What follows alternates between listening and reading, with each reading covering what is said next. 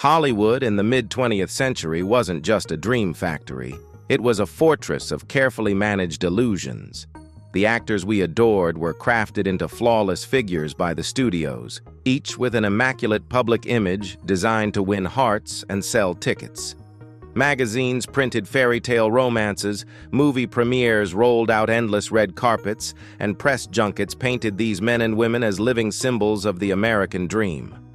But behind that facade, a much darker reality thrived. Some of the most iconic stars of the era didn't just rub shoulders with underworld figures, they depended on them. The mob's involvement wasn't the kind of casual connection you might expect from a chance meeting at a charity gala. It was deep, personal, and often career-defining. Organized crime in America during the 1940s through the 1960s wasn't a fringe element. It was a parallel power structure with its own rules, codes, and currency. The entertainment industry was irresistible to mob bosses. It offered money laundering opportunities, a direct line to political influence, and perhaps most importantly, an endless supply of public legitimacy. Being seen with a star, even quietly, could soften a mobster's image and open doors. For the actors, the arrangement came with its own set of benefits. Protection from paparazzi, help negotiating better contracts, and the kind of problem-solving no agent could match. It was an unspoken agreement, favors for favors, loyalty for opportunity. But as many would learn, walking that line meant constantly balancing on the edge of a blade.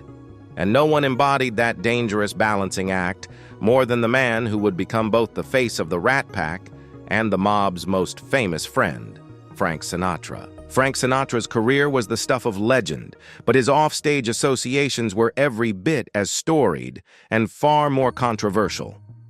By the early 1940s, Sinatra had already established himself as one of America's most beloved singers, his voice carrying across radios in smoky nightclubs and family living rooms alike.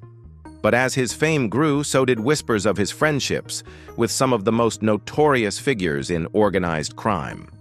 The names Sam Giancana and Lucky Luciano didn't appear in Sinatra's publicity material, but they were fixtures in the stories told behind closed doors. The most infamous tale came in 1947, when Sinatra allegedly flew to Havana to deliver a suitcase to Luciano, who had been exiled to Italy but was visiting Cuba for a high-level mob conference. The FBI's Havana files suggest the suitcase contained a large sum of cash, intended as payment for services rendered or investments yet to come. Sinatra denied wrongdoing, but the damage was done. The incident became a permanent part of his lore. These connections weren't just about socializing. The mob reportedly used its influence to secure Sinatra prime performing spots in mob-owned casinos, particularly in Las Vegas, where Giancana's reach was strongest. In return, Sinatra provided the mob with access to elite Hollywood circles, sometimes hosting private gatherings where entertainment power players mingled with underworld heavyweights. It was a symbiotic relationship, but one that came at a cost. Every favor pulled Sinatra deeper into a world where one misstep could be fatal, not just to his career but to his life. And Sinatra wasn't alone in this delicate dance. Another member of the Rat Pack, Dean Martin, would find his own fortunes tied to mob generosity. Dean Martin was the picture of effortless charm. On stage, he seemed immune to stress, whiskey glass in hand, delivering smooth jokes between songs. To audiences, he was the embodiment of a man who had it all and didn't have to try. But that cool exterior was reinforced by something far more tangible than charisma. It was backed by the quiet but unmistakable presence of the mob. In Las Vegas, mob-owned casinos controlled the best stages, and Martin's Rat Pack performances were guaranteed prime billing at the Sands, the Riviera, and other venues where mob influence was heavy. These weren't just business arrangements, they were protective alliances. Martin could stroll into a high-stakes poker game or a packed nightclub knowing that no one would cause trouble, because troublemakers tended to vanish from mob-controlled properties. There are stories of Martin's debts, both gambling and personal, being handled by friends in the underworld, no paperwork required.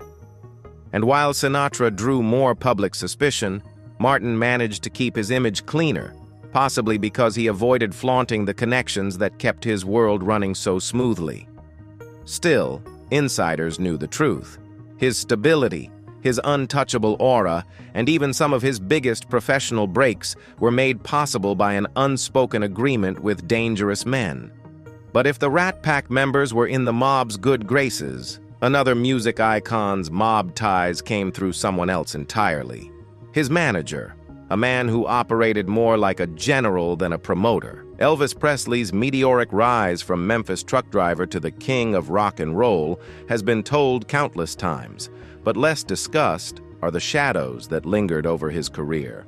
Shadows cast by his manager, Colonel Tom Parker. Parker was a Dutch-born showman with a history so murky that much of it remains unverifiable. What is known is that Parker had a knack for cutting deals that gave Elvis the most lucrative stages in America, and some of those deals reportedly had mob fingerprints on them. During the late 1950s and early 1960s, Parker booked Elvis into venues controlled or influenced by organized crime. The casinos and theaters in question weren't just places to perform, they were hubs for laundering money, networking with other mob-connected acts, and securing contracts through negotiations that didn't always involve lawyers.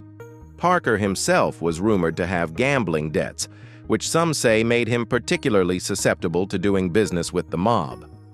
While Elvis himself may not have been directly involved in mob dealings, the environments Parker placed him in ensured he was never far from their influence.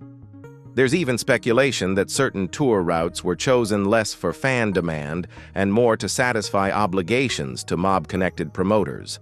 Whether Elvis knew or cared is another question entirely. The king was focused on the music, but the men around him were playing a much more dangerous game. And just as Elvis was unknowingly linked to the mob through Parker, Hollywood's brightest blonde bombshell found herself under federal surveillance for her connections to dangerous men. Marilyn Monroe remains one of the most enduring symbols of Hollywood glamour. But her life off-screen was a complex tangle of fame, romance, and rumor. By the early 1960s, Monroe had attracted the attention of the FBI, not for any crimes of her own, but because of the company she kept. Declassified FBI files reveal that agents monitored her friendships and relationships closely. She was linked romantically to high-profile figures, some of whom had documented mob connections. There were also political concerns. Her rumored associations with the Kennedy family overlapped with organized crime investigations, leading to fears that she might have overheard or been told sensitive information tying political figures to mob activities. The files are heavily redacted, and much of what they contain remains speculative, but their very existence is telling. Monroe wasn't just a screen siren, she was a person of interest in a high-stakes web that combined Hollywood glamour, organized crime, and political power. And yet, she kept working, kept appearing on magazine covers, kept smiling for cameras, as if the danger swirling around her was nothing more than another role to play. But the mob's influence in Hollywood wasn't just about individual stars. It seeped into the films themselves, financing productions that became cultural milestones while concealing criminal profits. In the mid-20th century, producing a film required enormous sums of money, and studios weren't always eager to risk it on projects without guaranteed returns. That gap in funding created an opening the mob was more than willing to fill. Through silent partners, mobsters funneled illicit cash into film productions, using Hollywood as a sophisticated money-laundering machine. These investments weren't acts of charity, they were calculated moves. A mob-backed film might feature certain actors as a favor, or be shot in locations controlled by mob-linked businesses. In return, the producers gained financing that came without the oversight of banks or traditional investors. And for the mob, the box office receipts could be adjusted to hide the true flow of funds, blending illegal earnings with legitimate profits. Some industry insiders from the era have claimed that certain blockbuster films only got made because mob money was on the table. For actors, landing a role in such a production could mean instant stardom. but also a permanent debt to the people who made it happen. Refuse the next favor, they asked, and you might find yourself blacklisted, not by the studios, but by men whose influence reached far beyond Hollywood. And while this influence over stars and films was powerful, it was still only part of the bigger picture. The mob's most strategic move was yet to come, and it would target the men who controlled everything, the studio bosses themselves. The actors may have been the face of Hollywood, but the real power rested in the corner offices of the studio heads, men like Louis B. Mayer, Harry Cohn, and Jack Warner. These were the gatekeepers who decided which films got made, which stars rose, and which careers ended overnight. They also became the mob's ultimate target. Behind closed doors, whispers of under-the-table deals, protection payments, and secret files began to circulate. Studio bosses, some say, were as dependent on the mob as the stars they employed. Only their stakes were higher. Control the bosses, and you controlled the entire industry. That's where our story picks up tomorrow. We'll step inside the boardrooms, backrooms, and smoke-filled lounges where Hollywood's most powerful men found themselves answering to an even more powerful shadow network. Tomorrow, how the Mafia infiltrated the studio bosses. To the average moviegoer in the 1940s and 50s, Hollywood's golden age was a paradise of Art Deco theaters, glittering premieres, and charismatic stars smiling for the cameras. But for those on the inside, the industry was a chessboard, and the most important moves happened far from the red carpet. In plush, smoke-filled offices high above Sunset Boulevard, men like Louis B. Mayer of MGM, Harry Cohn of Columbia Pictures, and Jack Warner of Warner Brothers presided over multi-million-dollar empires. These bosses weren't just businessmen, they were power brokers who could decide the fate of a film or an entire career with a single nod or a curt no. Actors, directors, and screenwriters worked under long-term contracts that essentially made them studio property. This gave the bosses incredible control, but it also made them vulnerable to any disruption in the machine. Every studio relied on a steady flow of hits to cover the losses from inevitable flops. One labor strike, one runaway production, or one scandal could put them in a financial tailspin. The mob understood that vulnerability. Unlike politicians or police chiefs, studio heads couldn't simply refuse to deal with organized crime.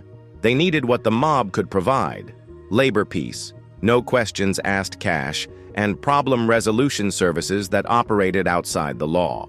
The first approaches were often subtle. A friendly businessman would offer to help secure theater bookings in certain cities or smooth things over with a troublesome union leader. A studio head might see it as just another business contact. But behind that handshake was an entire criminal network waiting to expand its influence. It didn't take long before the mob wasn't just skimming from studio profits. They were influencing decisions at the highest levels. Louis B. Mayer was a master of control. As the head of MGM, he didn't just make movies, he manufactured dreams. Under his leadership, MGM became synonymous with prestige, producing epics like Ben-Hur and musicals that defined the American songbook. He had a reputation for running a clean, moral studio.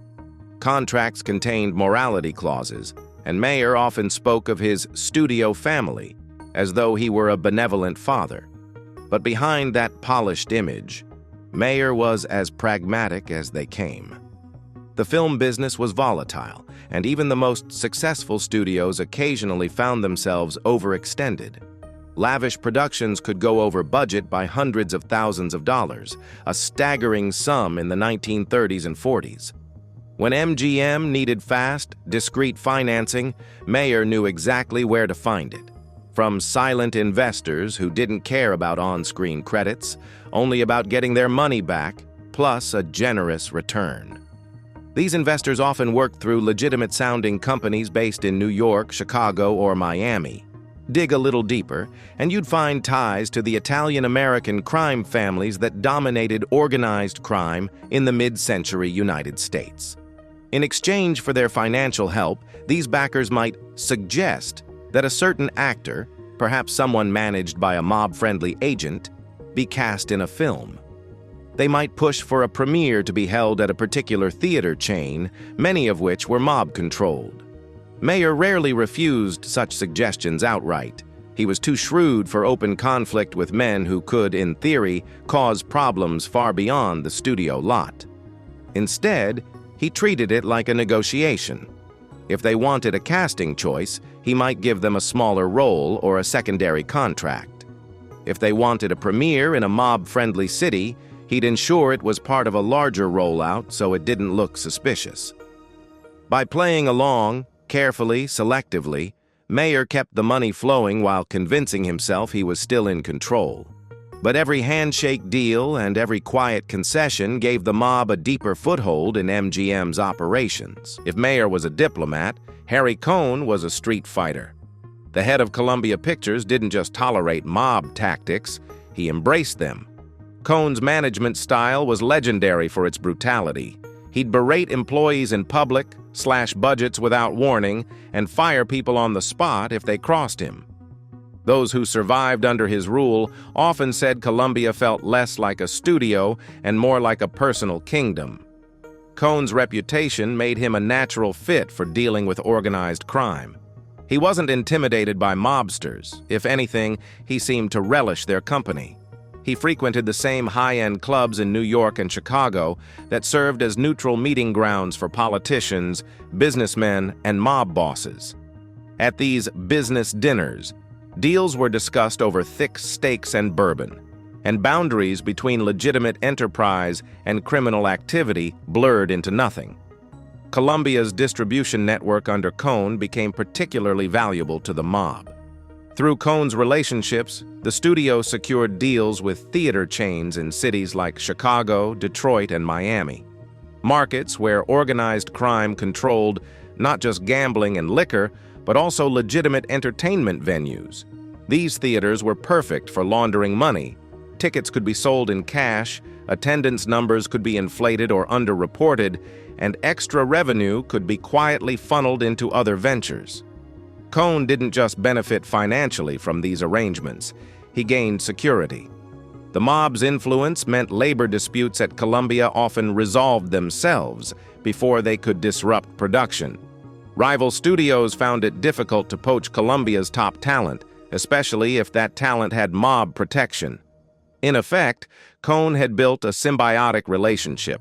Columbia's reach expanded, and the mob gained a direct pipeline into the mainstream movie business. By the late 1930s, Hollywood's labor scene was a powder keg. Union demands for better wages and working conditions clashed with studio mandates to keep budgets low. The International Alliance of Theatrical Stage Employees, IATSE, representing a huge swath of behind-the-scenes workers, became a flashpoint. For a time, the union was heavily influenced by men like Willie Beoff, a mob-connected figure who realized that Hollywood's need for smooth productions gave him enormous leverage. Studios quickly learned that certain labor problems could be solved if they paid the right people. Officially, these were settlement payments or negotiation fees. Unofficially, they were protection money. If a studio refused to pay, the consequences could be swift: unexplained equipment failures, sudden worker shortages, or full-scale strikes that could halt a production for weeks. In some cases, sets were vandalized or materials stolen, conveniently just before a critical shoot. Paying bought more than labor peace. It bought influence. Mob-linked union leaders could slip ghost employees onto payrolls, ensuring steady payouts for people who never set foot on set. Inflated supply contracts funneled extra money to mob-friendly vendors. Every deal cut to keep the cameras rolling also deepened the mob's grip on Hollywood's infrastructure. The bosses knew it was extortion, but they also knew the alternative: millions lost to production delays and the public humiliation of unfinished films. And so, the protection payments continued year after year, a quiet tax on Hollywood's success. Hollywood's biggest secret wasn't its mob connections, it was its own filing cabinets. Studio bosses kept meticulous records on their stars, storing away every scrap of information that could be used to control them. Affairs, addictions, arrests, even whispers of political affiliations were noted and locked in vault-like offices. Officially, these files were about protecting the studio's investment. If a star threatened to break their contract, the boss could remind them of the scandal that might leak. But the mob saw an opportunity. Through bribed assistants, crooked security staff, or even direct deals with certain executives, they gained access to these files. Once they had dirt on a star, they could use it to pressure the studio.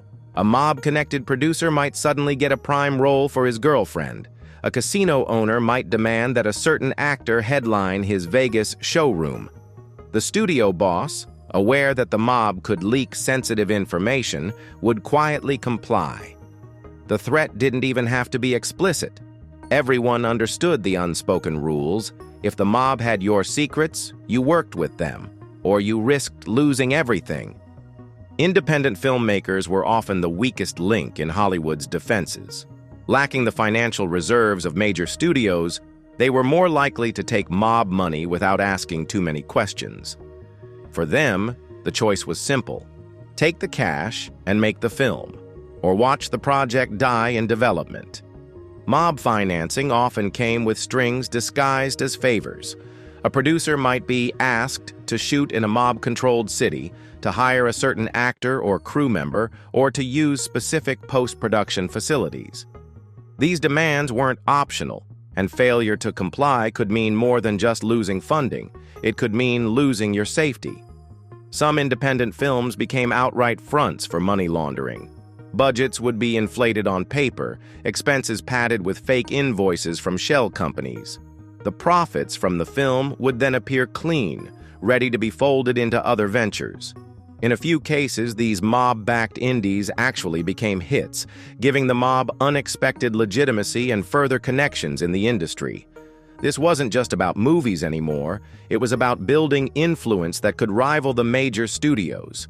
And for the mob, the next logical step was to connect Hollywood's star power with another booming entertainment empire, Las Vegas. By the 1950s, the mob had achieved what few outsiders thought possible: a quiet but undeniable presence at the very top of the Hollywood food chain.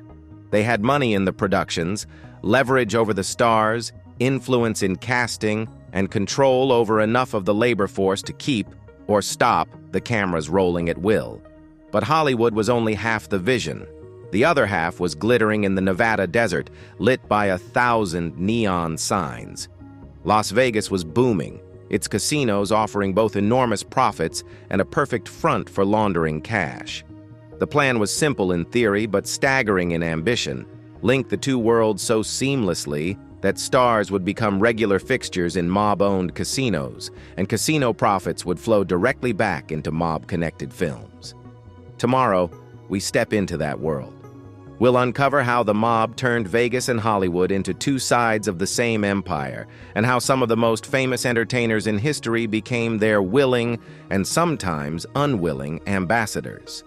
Tomorrow, the secret plan to control Las Vegas and Hollywood. By the mid-1950s, the mob had already embedded itself deep inside Hollywood's golden machine. They had their money in productions, leverage over the stars, influence in casting, and control over enough of the unions to keep or halt entire studios with a single phone call.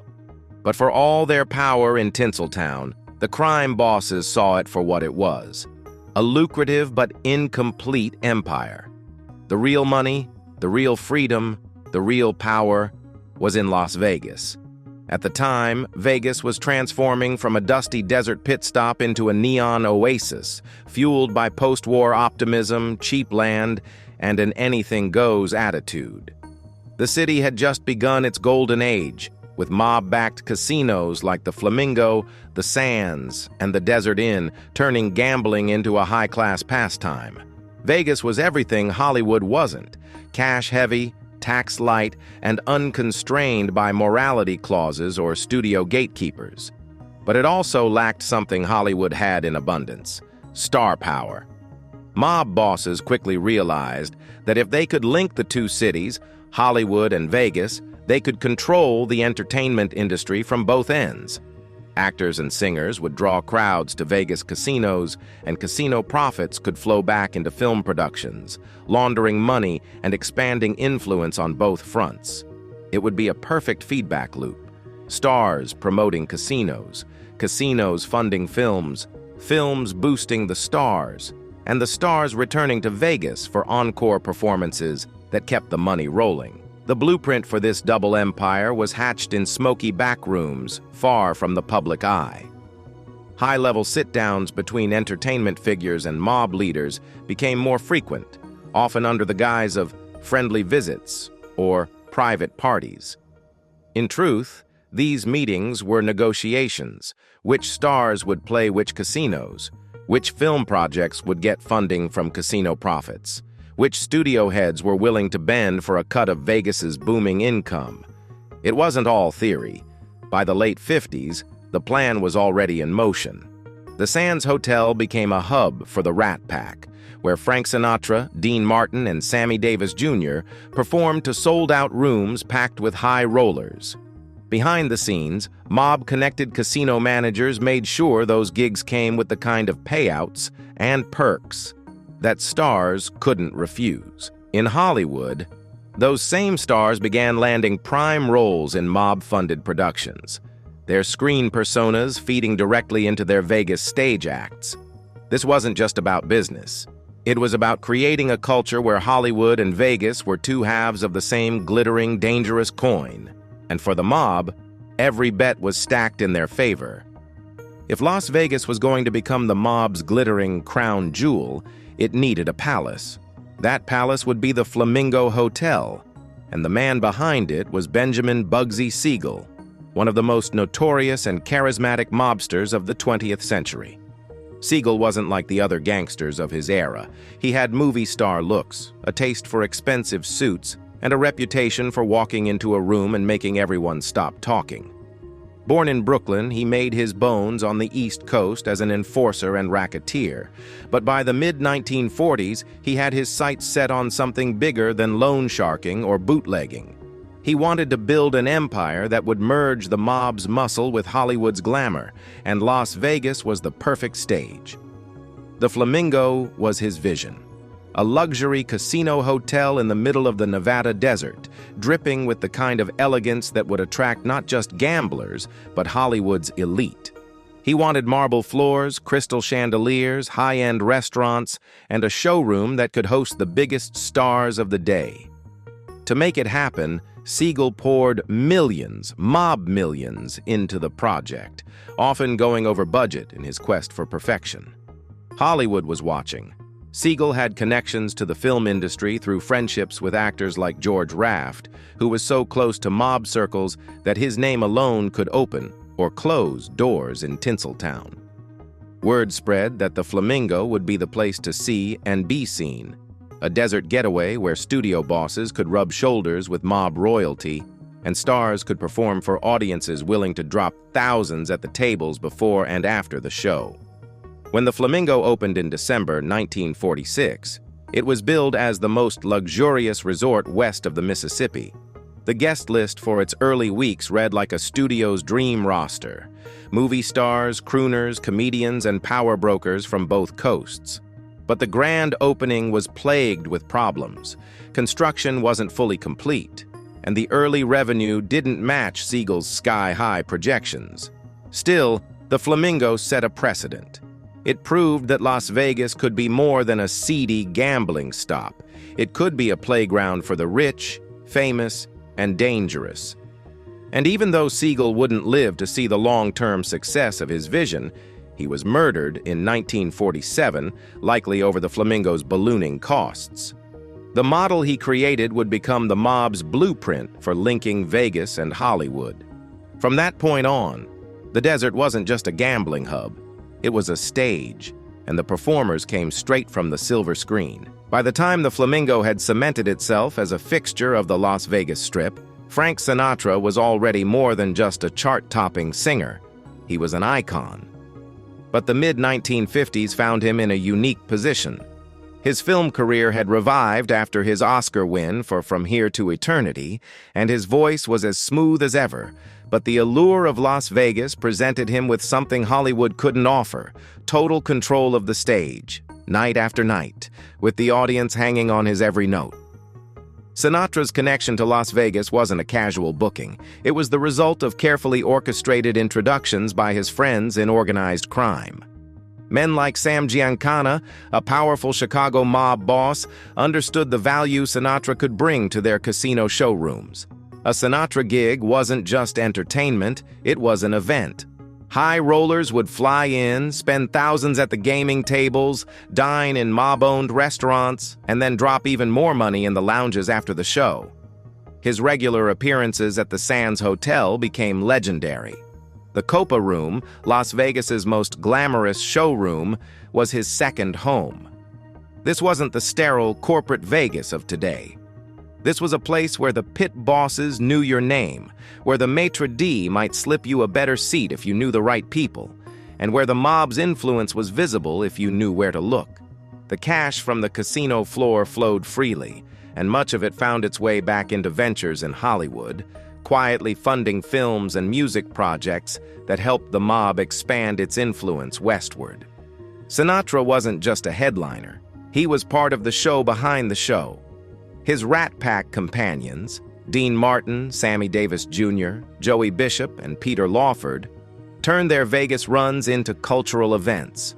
Hollywood and Vegas became interchangeable backdrops for their brand of swagger, jokes, and musical mastery.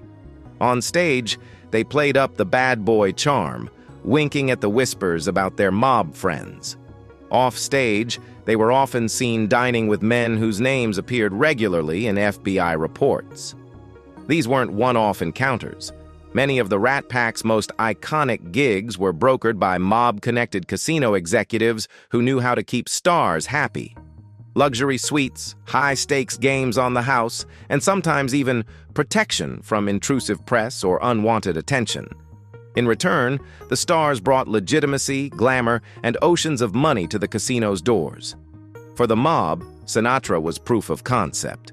If you could bring one of the biggest names in entertainment into your orbit, you could use him as a bridge between Hollywood's glitz and Vegas's gold. And once the Rat Pack made Vegas their playground, the rest of Hollywood's elite started making the trip too. Some for the bright lights, others for the deals that were never written down. By the late 1950s, the mob had something that few legitimate entertainment companies could match: an endless stream of untraceable cash. Vegas casinos brought in mountains of it every night. Some came from honest gambling wins and losses, but a significant portion flowed from skimming operations, loan sharking, and other under-the-table ventures. The problem for the mob wasn't making money. It was making that money look clean. Enter Hollywood. Films, unlike most other businesses, had notoriously flexible accounting. Studios could inflate budgets, underreport profits, and bury expenses under vague line items like production overhead or marketing fees. For the mob, this was a gift.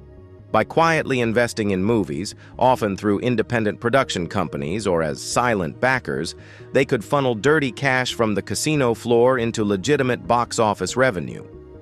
Here's how it worked. A mob-connected investor would put money into a film, either directly or through a friendly producer. The film's budget might list inflated costs for set construction, location rentals, or even actor salaries. In reality, a portion of that expense was mob money being recirculated. When the film earned revenue, that money came back as legitimate profit, complete with studio accounting to back it up. The connection wasn't one way. Sometimes the process ran in reverse. Hollywood money, whether from legitimate studio profits or shady side deals, would be invested into mob-run casinos. These investments were often little more than disguised loans or equity stakes, providing a fresh pool of legitimate-looking funds to expand casino operations or cover up shortfalls. For certain stars and producers, this arrangement was a win-win. They got financing for films that traditional banks wouldn't touch, along with cushy Vegas performance contracts that paid handsomely in cash. In some cases, those Vegas contracts were worth more than their movie salaries.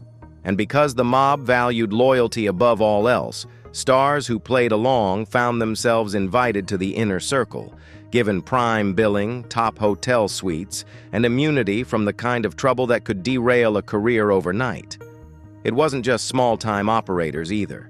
Some of the era's biggest box office hits carried mob fingerprints on their financing.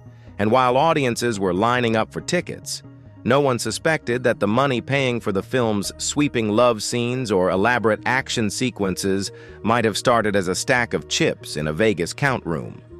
The beauty of the system was its invisibility. To the outside world, the link between the Las Vegas Strip and Hollywood's studio lots was a glamorous exchange of talent and opportunity. But for the mob, it was a perfectly oiled machine, one that kept the cash flowing and their influence growing on both coasts. If Frank Sinatra was the bridge between Hollywood and Las Vegas, the Rat Pack was the full-blown highway. By the early 1960s, the group, Sinatra, Dean Martin, Sammy Davis Jr., Joey Bishop, and Peter Lawford, had transformed from a loose clique of entertainers into a brand that spanned music, film, and live performance. And the mob couldn't have scripted it better. In Vegas, the Rat Pack's shows at the Sands Hotel became legendary, not just for the music and comedy, but for the sense that you were witnessing something special, something a little dangerous. On stage, they joked about mobsters, politics, and Hollywood gossip, all while sipping drinks and playing up their playboy personas. Off stage, they mingled with high-rolling gamblers, casino bosses, and yes, more than a few men who appeared on FBI watch lists. But the real magic was in how the Rat Pack's Vegas act fed directly into their Hollywood careers. Films like Ocean's 11 weren't just movies, they were extensions of their live shows, dripping with Vegas style and attitude. The movie was shot on location in Las Vegas, with casino exteriors and interiors that doubled as advertisements for the real thing. The plot, a heist set in multiple casinos, played into the fantasy of the Vegas high life while subtly promoting the very venues that mob bosses wanted, packed with customers. The cross-pollination was deliberate. Rat Pack movies boosted Vegas tourism, and their Vegas gigs kept their names and the city at the forefront of popular culture. Audiences saw the same charm and swagger on screen that they saw in the Copa Room, blurring the line between character and performer. For the mob, this was branding genius. The stars became living billboards for Las Vegas, their on-screen antics encouraging fans to make the pilgrimage to see them in person. The Rat Pack also provided the mob with a form of cultural camouflage. The association between Vegas and organized crime was an open secret, but the Rat Pack's celebrity glow softened it. If Sinatra and Martin could laugh and drink with these guys, how bad could they be? The image was one of camaraderie and cool, not shakedowns and skimming operations, and the loop kept spinning. Rat Pack movies gave Hollywood product a Vegas shine, Vegas shows gave the casino's Hollywood credibility, and both fed into a money machine that kept the mob's coffers full. By the mid-60s, you couldn't talk about Vegas or Hollywood without mentioning the Rat Pack, and you couldn't talk about the Rat Pack without acknowledging, at least in whispers, the men behind the curtain. Behind the glittering marquees and velvet ropes, some of the most important deals in mid-century show business weren't made in boardrooms or on studio lots. They were hammered out in the private suites of mob-owned resorts. These weren't just after-show parties. At hotels like the Sands, the Desert Inn, and the Riviera, entire floors could be reserved for high-profile guests who happened to be producers, directors, and studio executives. On paper, they were in town to see the shows or scout filming locations. In reality, many were there for quiet, closed-door meetings with casino bosses who doubled as high-ranking mob figures. The agenda was rarely written down. Some sessions revolved around movie financing. A producer might walk in with a half-funded project and walk out with a briefcase full of cash, courtesy of a private investor. Others were about talent booking, ensuring that certain mob-favored performers landed roles in upcoming films, or that popular stars agreed to extended Vegas residencies to keep casino floors buzzing. Then there were the hybrid deals. A film might shoot a pivotal scene in a Vegas casino, guaranteeing screen time for the venue, while also legitimizing it in the public's eyes. In return, the casino would quietly underwrite part of the film's budget, money that often originated from skimming operations or other illicit revenue streams. It was mutually beneficial. The film got funding and an exotic backdrop, and the casino got a permanent piece of Hollywood's marketing machine. Secrecy was paramount. Staff at these resorts were handpicked for loyalty and knew better than to gossip about who was meeting whom in the penthouse. Room service orders came with no questions asked, and security ensured no unwanted photographs or journalists slipped through. Even the guests knew to keep quiet. The unspoken rule was simple: talk outside these walls and you wouldn't be invited back. Some filmmakers openly courted these arrangements. Independent directors, in particular, found mob-backed financing irresistible, especially when the alternative was shelving a project indefinitely. But for every director who willingly shook hands with the underworld, there were others who got pulled in reluctantly, sometimes to settle debts, sometimes to keep their names out of the wrong kind of headlines. These meetings kept the Vegas-Hollywood pipeline flowing smoothly, reinforcing the idea that the two cities were no longer separate entertainment worlds, but two halves of the same empire, an empire built on money, influence, and a shared understanding that the public would only ever see what the mob wanted them to see. By the mid-1960s, the mob's double empire was no longer just about controlling money, it was about controlling the narrative. Las Vegas and Hollywood weren't simply connected, they were fused in the public imagination, thanks to the steady stream of stars moving between casino stages and movie sets. The Rat Pack was the most visible example, but they weren't alone. Singers, comedians, dancers, and actors all cycled through the Vegas-Hollywood pipeline, each playing their part in the mob's grand design. The brilliance of this setup was how invisible it seemed to the casual observer. Tourists saw nothing more than glittering lights, celebrity smiles, and the illusion of spontaneous fun. Moviegoers believed they were watching entertainment that was pure art and talent, not realizing that casting decisions, filming locations, and even plot lines could be influenced by men who never appeared in the credits. Meanwhile, the flow of money between the two cities had become so seamless that it was nearly impossible to track. Casino cash-funded films, film profits found their way into casino expansions, and every transaction left just enough plausible deniability to keep federal investigators guessing. The FBI suspected the scope of the operation, but without hard evidence, they were chasing shadows. More importantly, the cultural takeover gave the mob something that money alone couldn't buy: legitimacy. If America's most beloved entertainers were laughing, singing, and shaking hands with mob-connected casino bosses, how bad could those men really be? The mob had embedded itself in the very fabric of American pop culture, rewriting its image from a feared criminal syndicate to a group of colorful characters who just happened to own the most glamorous playground in the country. But this carefully balanced empire was about to face a new kind of pressure. Changes in labor unions, shifts in public taste, and a renewed push from federal agencies threatened to crack the facade. And the first tremors of that shakeup came from inside Hollywood itself, where the mob's control over labor unions and backstage crews would turn into its most aggressive weapon yet: tomorrow. How the mob used labor unions to blackmail Hollywood.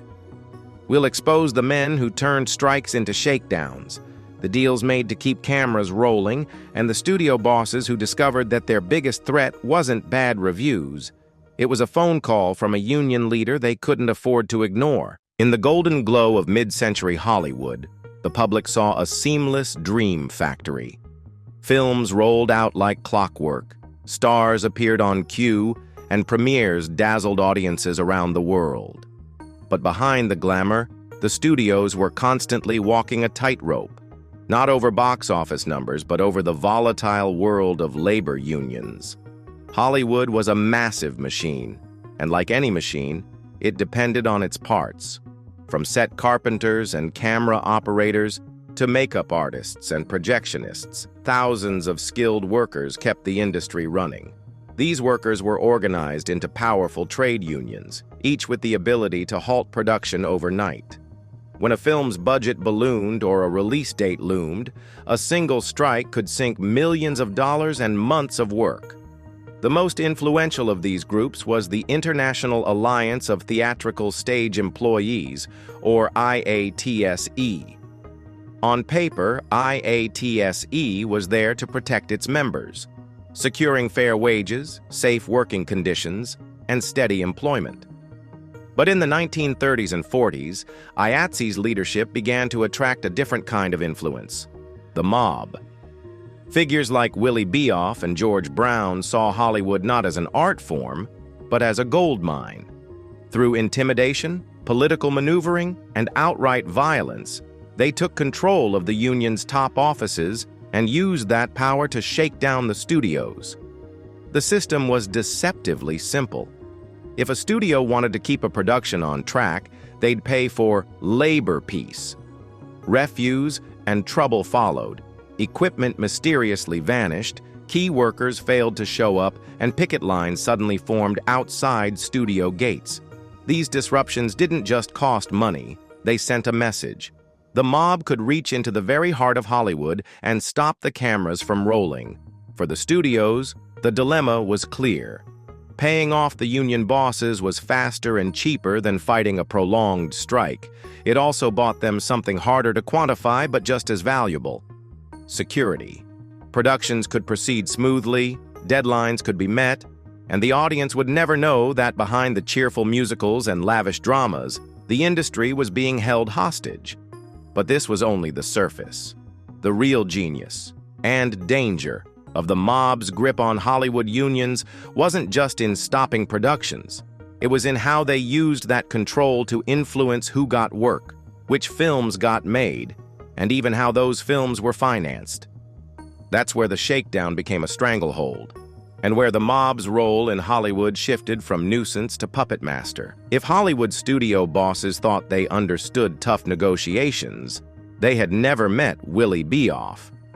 Beoff wasn't a producer, a director, or even a studio insider. He was a Chicago gangster with a knack for union politics, and he would become one of the most feared figures in the entertainment industry.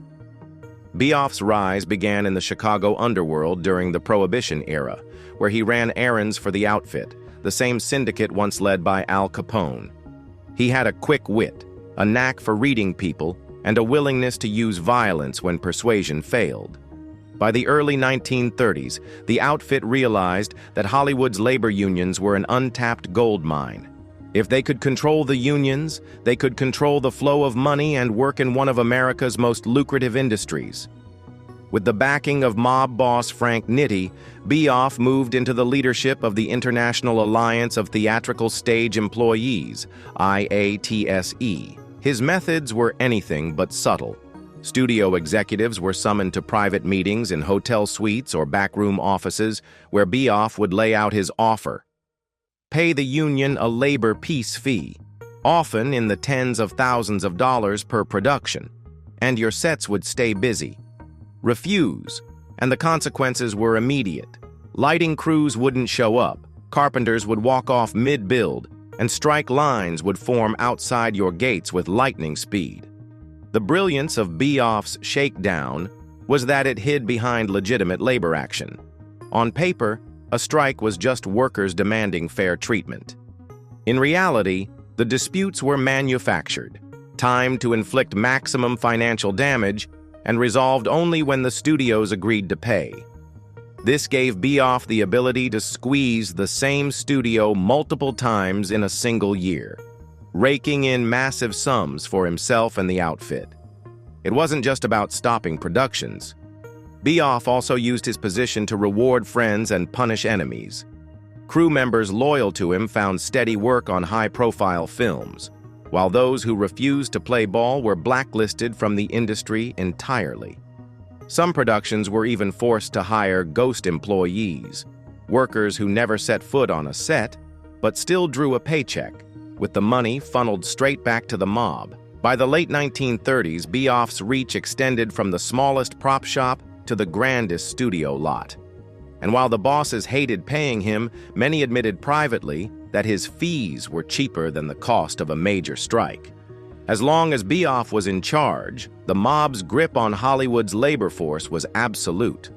And the studios, whether they liked it or not, were dancing to his tune. For most Hollywood studio bosses in the 1930s and 40s, resisting Willie Beoff and the mob's control over the unions was simply bad business.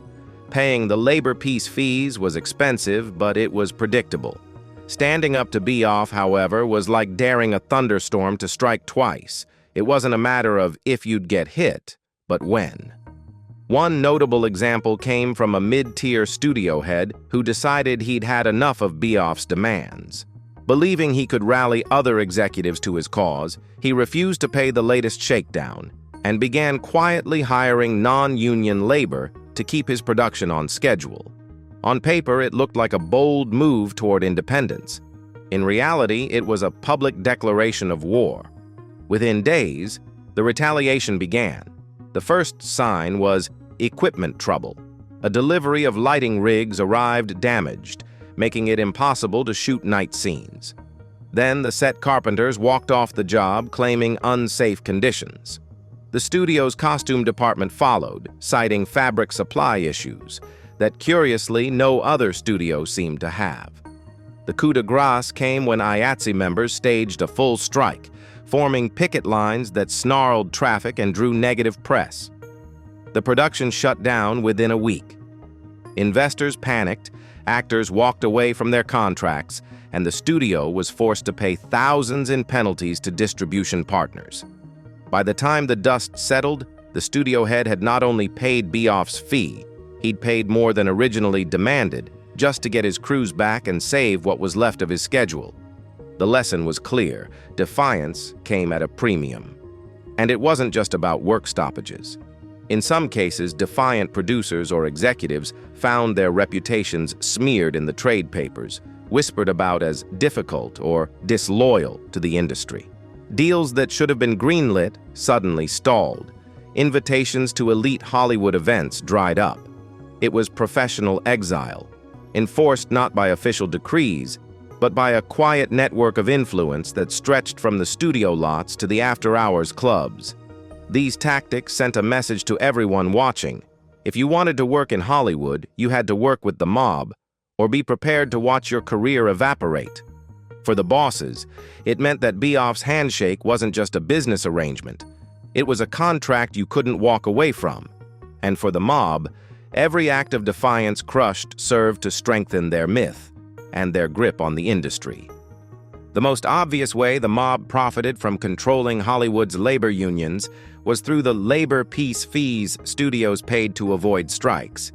But the real money, the steady long-term cash flow, came from a more subtle and far more lucrative practice: ghost payrolls and inflated contracts. A ghost payroll was exactly what it sounded like: lists of employees who didn't actually exist, or real people who never set foot on a set.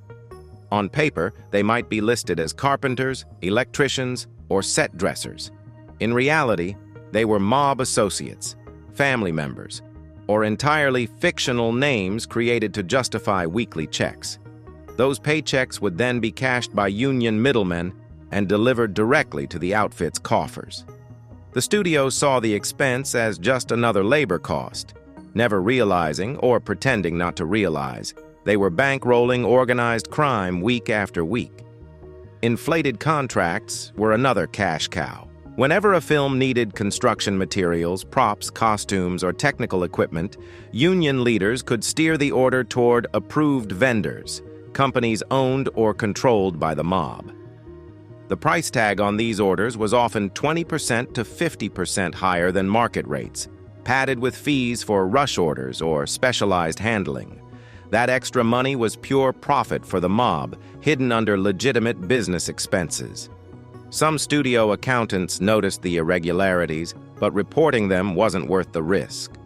Those who tried found themselves reassigned, quietly dismissed, or in rare cases, threatened outright.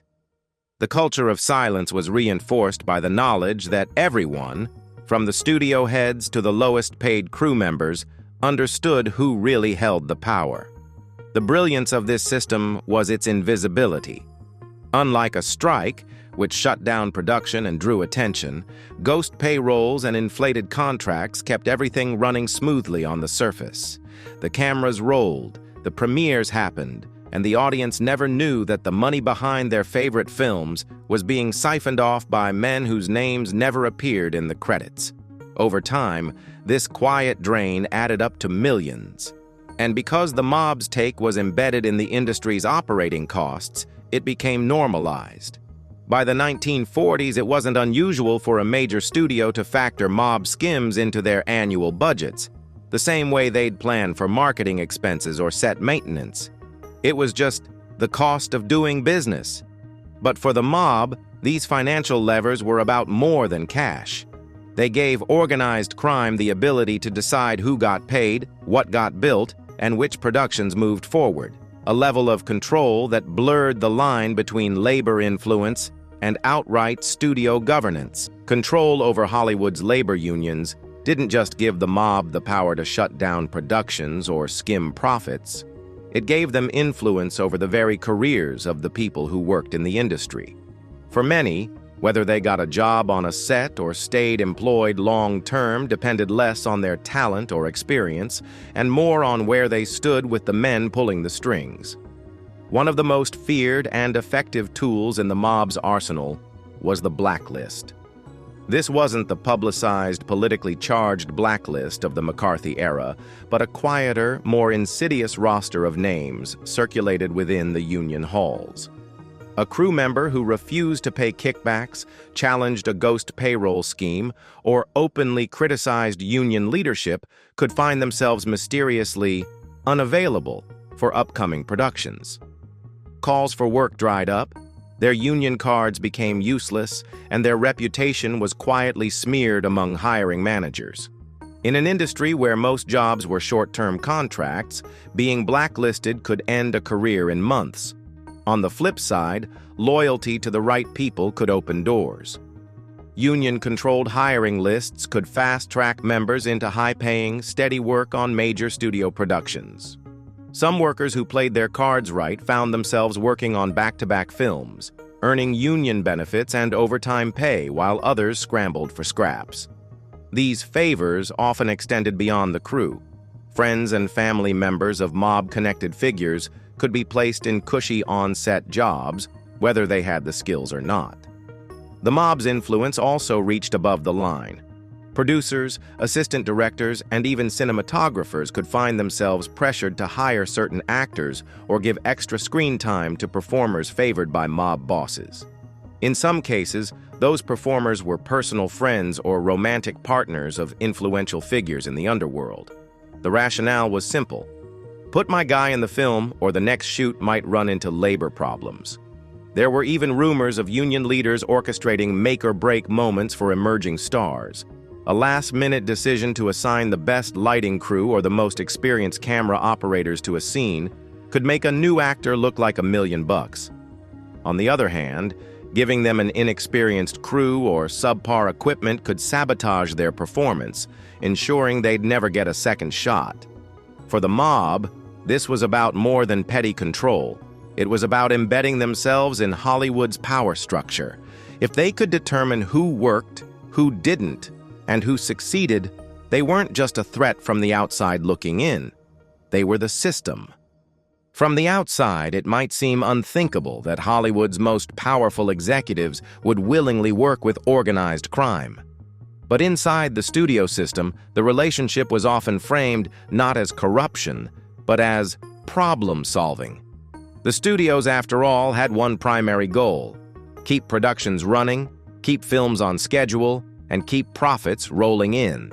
If that meant cutting a check to the mob-controlled union leadership, so be it. The first and most common justification was cost. A labor strike could halt a film for weeks, sometimes months, and in an industry where time is money, every day lost meant hundreds of thousands of dollars gone. Compared to that, a labor peace payment, no matter how large, looked like a bargain. It was just another line item in the production budget, right next to catering and location fees. Then there was the issue of unpredictability. Hollywood's tight production calendars were like domino chains. If one fell, it could knock out a dozen others. Paying the mob meant stability. Crews would show up on time, equipment would arrive in perfect condition, and union grievances would disappear before they ever reached the picket line. The studios could justify it to themselves as buying insurance. There was also a more cynical calculation: plausible deniability. Many studio heads operated through intermediaries, allowing them to claim ignorance if questioned. The negotiations with union bosses were handled by labor relations departments or outside consultants, men who knew exactly how to speak the mob's language. This kept the top brass at arm's length while ensuring the money reached the right hands. In some cases, the relationship even brought hidden perks. Mob-connected union leaders could quietly arrange for off-the-books construction projects on studio lots, secure scarce materials during wartime shortages, or guarantee exclusive use of certain filming locations. When a star needed a favor, whether it was smoothing over a personal scandal or ensuring privacy during a shoot, the same network that intimidated dissenters could be mobilized to protect them. Of course, not everyone in Hollywood was comfortable with this arrangement. Some saw it for what it was: extortion dressed up as business. But speaking out came with risks, both to careers and to personal safety. Over time, the line between cooperating with the mob and relying on them blurred until the two were indistinguishable. For the studios, the justifications became a kind of moral armor. They weren't paying criminals, they told themselves. They were paying for efficiency, for stability, for survival. And as long as the movies kept making money and the public kept buying tickets, few dared to question just how deep the mob's fingerprints ran across the silver screen. By the late 1940s, the mob's grip on Hollywood's labor unions was no longer an open secret. It was an open scandal.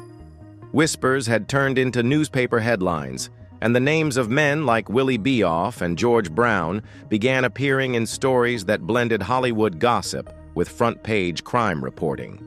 For years, federal authorities had been watching from the sidelines, unable to get enough hard evidence to act. But as the payouts grew and the extortion became bolder, the FBI could no longer afford to look away. Under J. Edgar Hoover, the Bureau began quietly assembling a team of agents to dig into Hollywood's union books. Their target wasn't just the men signing the checks. It was the shadowy network of consultants, suppliers, and labor negotiators who served as the mob's middlemen. The hope was simple: follow the money, and maybe they could trace it from a studio payroll to a mob boss's pocket. The investigation quickly revealed just how sophisticated the operation had become. Mob-controlled union officials were laundering money through fake companies, hiding kickbacks as legitimate expenses, and even using Hollywood's own creative accounting practices to mask the flow of cash. It was a financial shell game played on a national stage, and the FBI was struggling to keep up. But the Bureau had another problem. Witnesses were terrified to talk. Studio executives feared retaliation, union members feared losing their livelihoods, and those who had seen the mob's enforcement methods up close feared for their lives. Even when Beoff was eventually indicted on racketeering charges, the case only scratched the surface. What the FBI didn't yet realize was that the mob's influence in Hollywood wasn't limited to labor unions. While agents were combing through payroll ledgers and subpoenaing accountants, the crime families were already expanding into other areas of the industry: distribution networks, production financing, and even talent management. The union stranglehold was just one arm of a much larger beast. And as the Bureau closed in, the mob was preparing for its next move, one that would take their Hollywood game into an entirely new arena and make their influence even harder to root out. Tomorrow, the FBI's failed mission to clean up Hollywood. We'll uncover how wiretaps, undercover stings, and high-profile trials all came up short, and why every time the feds thought they had the mob cornered, the case collapsed before it could hit the big screen. By the early 1950s, Hollywood's golden glow was hiding a deep rot that the FBI could no longer ignore. For decades, whispers of organized crime in the movie business had floated through Washington. Gambling bosses on studio payrolls, labor consultants with mob ties, blackmail files kept by studio heads. But until now, there had never been a concentrated federal push to clean house. The Bureau's challenge was that Hollywood wasn't just another city. It was a global image machine. Taking down the industry meant risking a blow to America's cultural identity, and J. Edgar Hoover knew it. Hoover was a man obsessed with controlling narratives, and the Hollywood problem was tricky. On one hand, the mob's influence was becoming an open embarrassment. On the other, Hoover had carefully cultivated relationships with certain stars and studio heads, sometimes even using them for the Bureau's own PR benefit. The idea of dragging those allies into a public mob investigation wasn't just unappealing.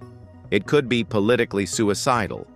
Instead, the FBI began quietly opening case files on the biggest names suspected of mob connections. Frank Sinatra's friendly dinners with Chicago boss Sam Giancana, Dean Martin's nightclub partnerships in mob-run Vegas, Marilyn Monroe's repeated mentions in FBI surveillance notes. All of it was logged, cataloged, and stamped, classified. The Bureau's Los Angeles field office became a hive of whispered briefings and late-night strategy sessions.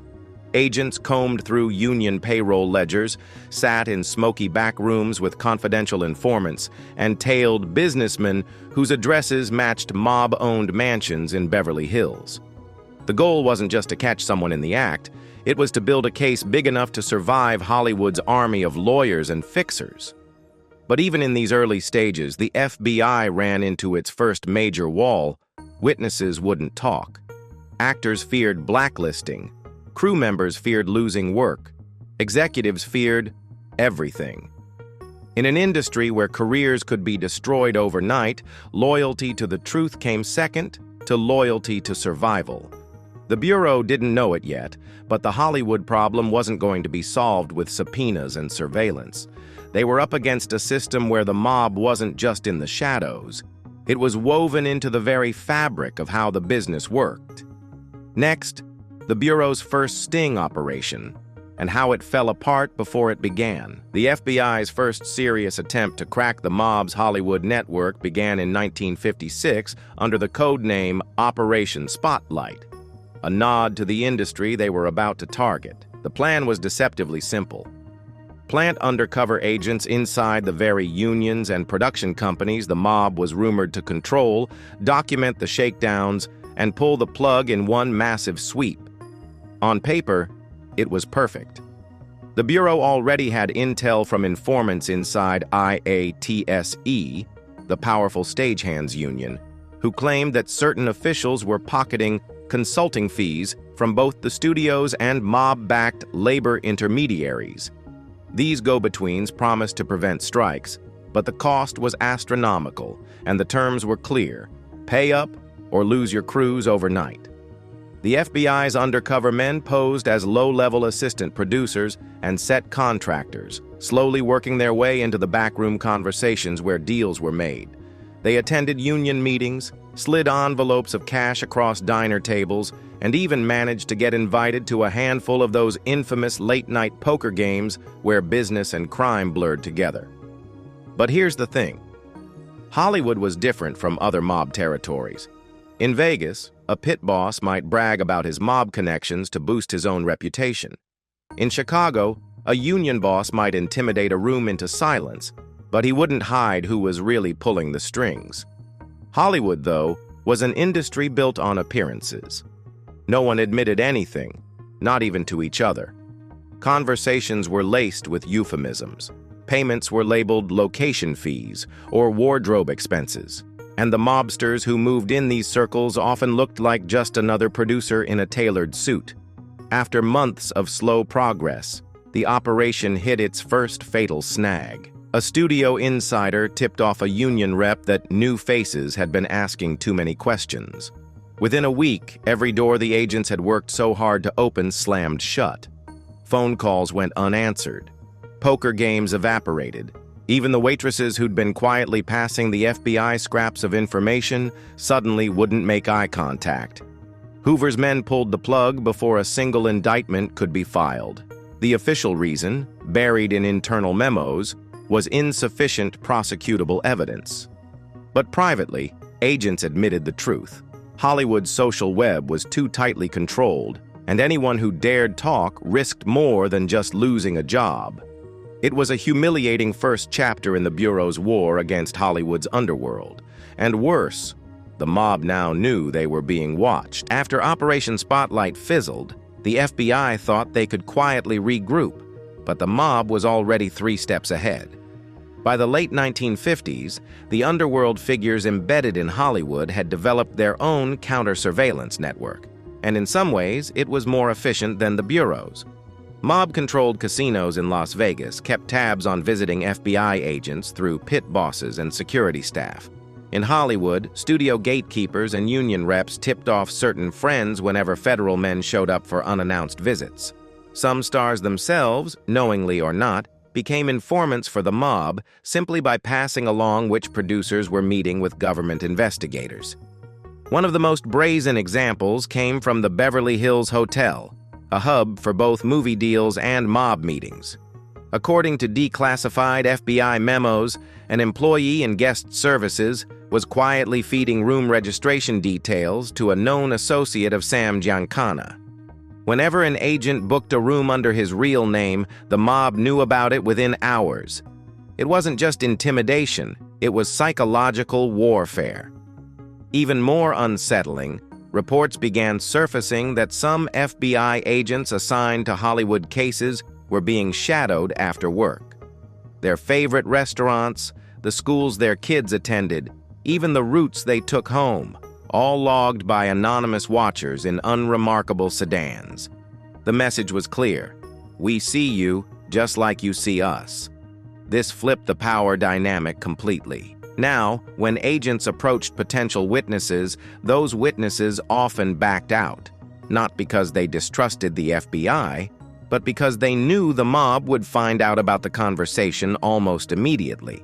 For the Bureau, it was like trying to play chess while every move was being broadcast to the opponent in real time.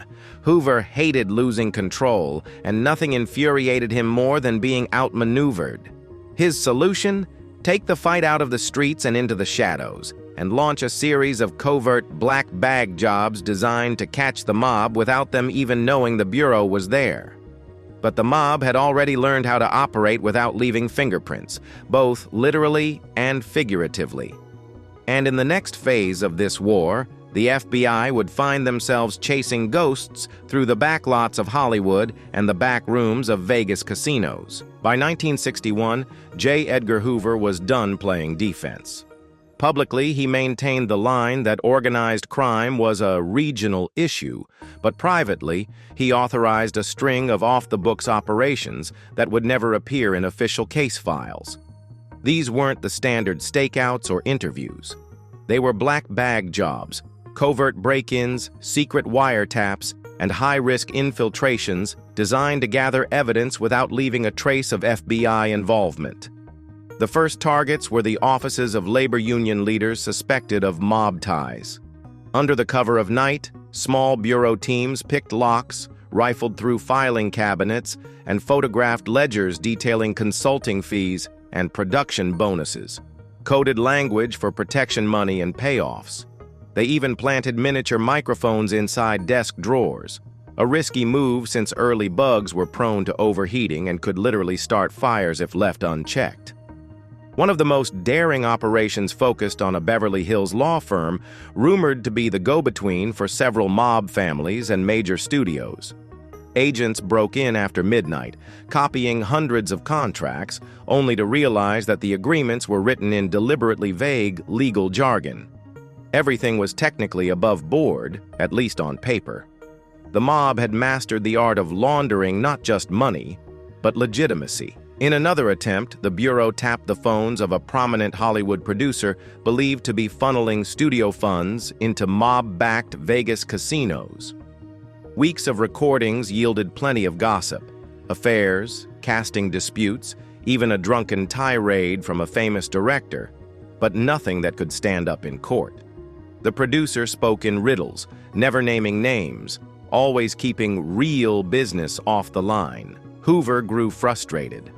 The FBI was risking exposure, and in some cases federal crimes of their own, for evidence that was clever but useless. Worse, a few of the targets seemed to know the Bureau had been inside their offices. In one instance, a mobbed-up union boss sent a fruit basket to the FBI's LA field office with a note that read, "Better luck next time, boys." The Bureau's covert campaign left them with piles of photographs, cryptic ledgers, and whispered rumors, but not the smoking gun they needed, and every failed operation made the mob bolder. They were no longer just untouchable, they were mocking the very agency sworn to bring them down. The break the FBI needed didn't come from a sting operation or a bugged phone line. It came from a tragedy. In the summer of 1962, a Hollywood icon was found lifeless in their home under circumstances that were immediately suspicious. Officially, it was ruled an accident, but whispers in Bureau hallways told a different story. This star wasn't just famous.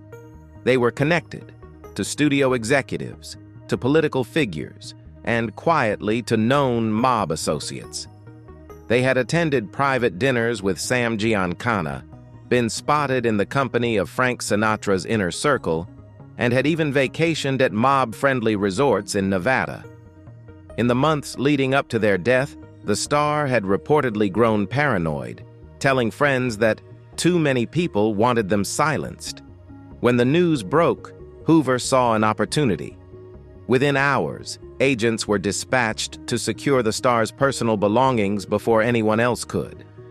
They collected diaries, phone books, and a stack of handwritten letters, some addressed to public figures, others to people known only by nicknames or initials. Tucked inside a desk drawer was a reel-to-reel tape labeled simply Vegas. The contents of that tape remain a matter of speculation. Some claim it was a recorded phone call between the star and a mobster discussing money laundering through a major studio's accounting department. Others insist it was nothing more than idle chatter about a casino appearance. What's certain is that whatever was on it rattled Hoover enough to keep it locked away in his personal files, never to be entered into official evidence. In the weeks after the death, the FBI leaned on the star's friends and colleagues, hoping grief would loosen tongues. But if anything, the opposite happened. People clammed up, afraid of ending up the same way. Even those willing to talk did so in vague terms, as if naming names might summon trouble to their own doorstep. The incident gave the Bureau a fresh lead on the mob's Hollywood-Vegas pipeline. But just as quickly, it evaporated. Witnesses vanished, paper trails dried up, and Hoover, facing pressure from higher up, quietly redirected his agents to other priorities. For the mob, it was a victory. For the FBI, it was a bitter reminder. In this game, even death didn't guarantee the truth would surface. By the late 1960s, the Bureau had to face an uncomfortable truth. Despite years of surveillance, raids, and secret operations, the mob's influence in Hollywood remained intact. It wasn't that the FBI lacked evidence. They had plenty of threads, whispers, and patterns. What they lacked was the single, irrefutable piece that could tie the studios, the stars, and the mob bosses together in a way that would hold up in court. Hoover's own obsession with controlling the narrative didn't help. Some of the most explosive intel, particularly anything involving high-profile political figures, never made it into official case files. Instead, it was locked away in his infamous personal and confidential archive. These files, many believe, contained enough scandal to bring down careers, studios, and maybe even parts of the federal government. But with Hoover holding the keys, the truth stayed buried. Meanwhile, the mob adapted. They became less visible, swapping flashy displays for silent influence. Investments were laundered through legitimate companies, fronts were set up to handle clean business, and new faces, unrecognizable to the press or police, took over operations. By the time the FBI realized they were looking for an enemy that no longer fit the old profile, the damage was already done. The biggest unanswered question was why so many cases collapsed just as they seemed ready to move forward. Files went missing, informants backed out or disappeared, judges ruled key evidence inadmissible. It was as if an invisible hand was sweeping the chessboard clean every time the Bureau reached checkmate. In the end, the story of the FBI's failed mission to clean up Hollywood wasn't just about organized crime. It was about power. Who had it? Who wanted it? And who was willing to burn the truth to protect it? The Bureau walked away with bruises to its pride. The mob walked away richer and more entrenched. And Hollywood kept its golden smile for the cameras. But this wasn't the end of the mob-Hollywood connection. Far from it. Because in the shadows of the 70s and 80s, a new breed of underworld players would find ways to control the film industry without ever stepping on a set. And their methods? Even the old bosses would have called them dangerous. Tomorrow's episode will reveal how the mob's Vegas empire morphed into a silent Hollywood investment machine, and why some of your favorite blockbusters might have been bankrolled by people you'd never want to meet in a dark alley.